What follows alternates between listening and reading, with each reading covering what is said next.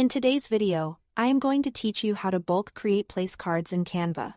If you are planning an event and want professional-looking place cards without typing each name one by one, this process will save you a ton of time while keeping everything consistent. Start by opening Canva. On the home screen, use the search bar and type place card. You'll see a variety of templates. Pick a design that suits your event's style and open it in the editor. You can customize the colors and fonts later, but for now, make sure the layout has a clear spot for a guest name and if you need it.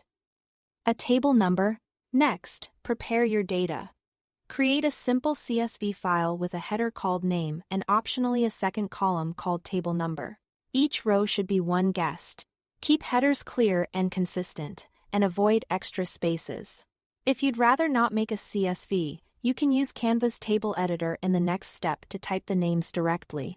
With your design open, go to the Apps panel inside Canva and choose Bulk Create. This feature connects your list of names to the design so Canva can generate all your cards in one go. When prompted, either upload your CSV or choose to enter data manually. If you upload a CSV, double-check that the columns are detected correctly and that the names appear as expected. Now connect the data to your design. Click on the name text in your template, right-click, and select Connect Data. Link it to the name column. If your template includes a table number, repeat the process for that text element and connect it to the table number column. Make sure your name field is set in a readable font and size so longer names don't break the layout. When everything is connected, click Continue. Then Generate Designs. Canva will create a new document with a separate place card for every row in your data.